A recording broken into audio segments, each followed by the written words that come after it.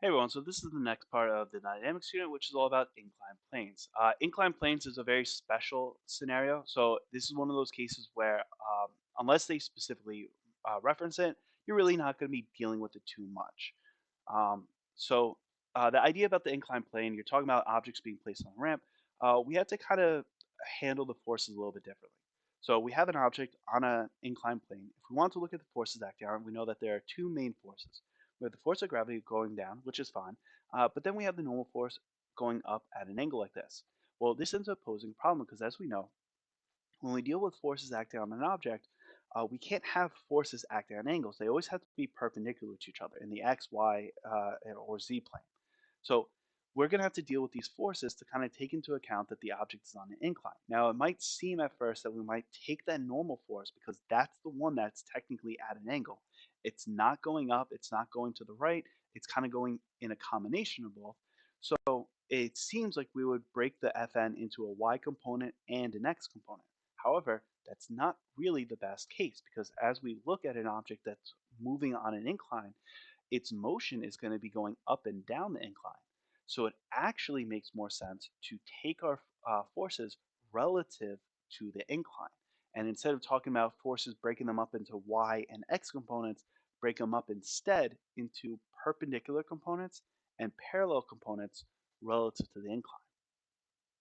Now, this is basically, so this FG force is actually going to break up into a perpendicular and a parallel component, perpendicular to the inclined surface and parallel to the inclined surface. This is essentially rotating the entire process like this.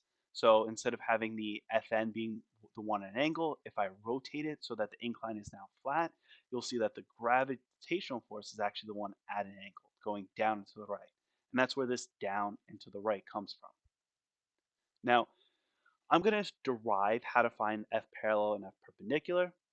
However, I do not recommend that I mean, it's nice for you to know how it's derived, but it's not necessary. You could just kind of remember the equations. It's pretty straightforward.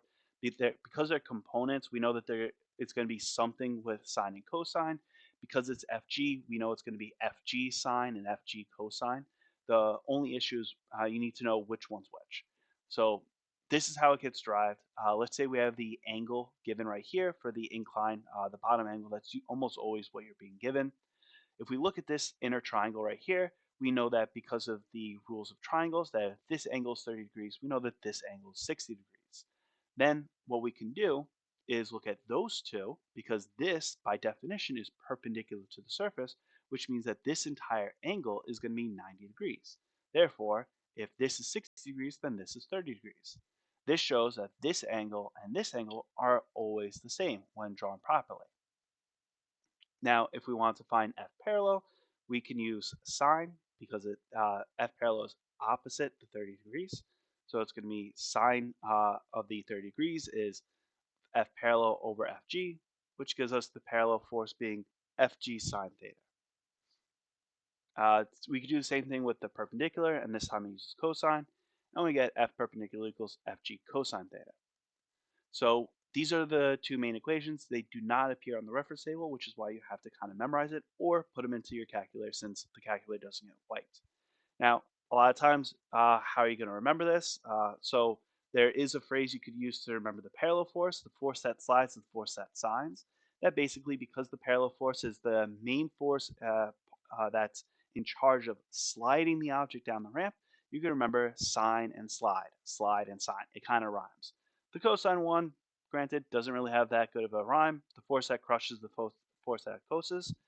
Mm, yeah, it's not as good as sine and slide, but honestly, if you just know sine and slide, then you don't really have to worry about the other one. You can just remember that the other one's going to be the cosine. One other thing that you could kind of think about is how these numbers differ for an object that is on a flat surface. So on a flat surface, the angle of the incline would be 0 degrees. So we do know that there is going to be a gravitational force that is going straight down perpendicular to the surface. And it turns out that this equation, when you set theta equal to 0, will give you that F perpendicular is the gravitational force. Same thing here. We know that the objects won't slide to the side when you have a angle of 0 degrees on your incline. So when you put 0 into here, we see that this entire thing goes to 0. So there is no parallel force. Again, kind of makes the most sense. Um, Honestly, there's really no issues with the inclined planes. That's pretty much it. Once you break up the F perpendicular and F parallel forces, then you just deal with the problem as is. You can kind of just rotate the entire situation and don't have to deal with anything. The biggest issue I see is that people will either A, forget to get rid of the gravitational force. You draw it in and then you draw in the F perpendicular, F parallel, and they kind of take into account both forces, and that kind of leads into confusion. But the other issue I end up seeing is that people use the same reasoning that we've made in the previous questions for this inclined plane, and that just doesn't work. For example, a lot of times people will say, oh, Fn equals to Fg, but that's not the case here because Fn is going to be equal to F perpendicular because they're opposite each other. This is actually one of the reasons why I don't normally say that Fn equals Fg. I always say Fn equals to the opposite force or equals to whatever's opposite because I want you to get into the habit of looking at the FBD and actually critiquing what force is directly opposite the normal force. Or it's the other reason why I constantly have you try to write sum of the forces in the x equals blank, sum of the forces in the y equals blank, because I want to try to reinforce that Fn doesn't always equal Fg. It just happens to equal Fg when we have an object on a flat surface that isn't accelerating up or down, or there's no other forces acting up and down. So a lot of times you don't really have forces acting on an angle, but you could. So typically that normal force will be equal to perpendicular, but again, doesn't have to be, just like on a flat surface, doesn't have to be. And again, the F parallel force is going to be what's in charge of moving the object down the ramp and accelerating it down the ramp. And so this one's going to be used to find F net. All right, so here's some practice questions. Pause the video, work yourself, and we'll go over in a second. All right, so this one can get a little confusing, and it's which one of these represents all the forces acting on the object. Well, all you have to do is actually think about what direction is the normal force. The normal force always acts perpendicular to the surface, so it's got to be choice D, because that's the only one where the normal force acts perpendicular to the surface. Now that I'm looking at this FBD, I do want to mention one other thing. I've said many times that when you draw an FBD for the grader, for a test, for a test question, you have to make sure that you follow the rules. And the rule is almost always that you're not allowed to draw the components to forces. This is a perfect example of what that means. So when you draw forces for an object that's on an incline, you're not allowed to draw F parallel and F perpendicular. You draw the weight forces, you draw the normal force, draw friction, all that stuff, and you draw them the way they are. However, when you go to do inclined planes later on, you're not going to leave it the gravitational force going down. You're going to break those up, but you're going to break them up on a separate FBD. There's going to be two FBDs that you make, one for me and one for you. So the one for me is one without any forces broken up into components. They act at whatever angles they are. The FBD for you is going to be the one that you break up into components so that you can actually handle the problem.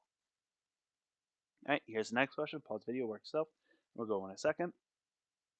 All right, so they want to find the magnitude of the net force causing the box acceleration. Well, the net force is the parallel force pulling it down the ramp. Therefore, I could draw an FBD on this, and this shows that the parallel force goes in the same direction as the acceleration. Therefore, that's the one that I'm going to look at. There's no other forces, no friction. So the net force is the parallel force, which is Fg sine theta. Plug the numbers in, and we get 2.07 newtons. Pay attention to this. Again, a lot of people tend to confuse weight and mass. Weight is always in newtons. So if this number is not in newtons, you need to get it in newtons. All right, here's the next question. Pause the video, work yourself. I'm going to go in a second. All right. So again, they want us to find the perpendicular, the parallel components of this object. So we have the object on an incline. We're going to do F perpendicular is Fg cosine theta. This number is not the weight, this is the mass. So I have to multiply this by 10 to get 300 newtons.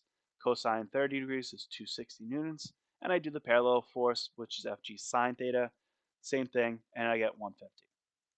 To determine the normal force and the acceleration, it helps to draw the FBD. So again, this is what my FD is going to look like. The normal force is opposite the perpendicular. So sum of the forces in the perpendicular direction is going to be equal to 0. So Fn equals F perpendicular, which is also 260 newtons. And then what is the acceleration? Well, this is the only force that's unbalanced. The F net equals F parallel, just like it was before. Plug in the numbers, set it equal to F net equals ma, and we get that the acceleration is 5 meters per second squared. All right. And then this will be the last one. So pause video, work itself, and we'll go over in a second. All right, pretty much the same thing, just different numbers. So once again, F perpendicular, we end up getting is 50 newtons. We have to take this 10 and again multiply by 10 to get the full weight of the object. F parallel is Fg sine theta. Plug it in and we get 86.6 newtons. Same thing with the determining the normal force. We look at the FBD. Fn is opposite F perpendicular. So it is also equal to 50 newtons. And then for the acceleration, this parallel force is the net force, so set it equal to ma. Plug in the numbers, and we get 8.7 meters per second squared. And that's pretty much for inclined planes. There's a bunch of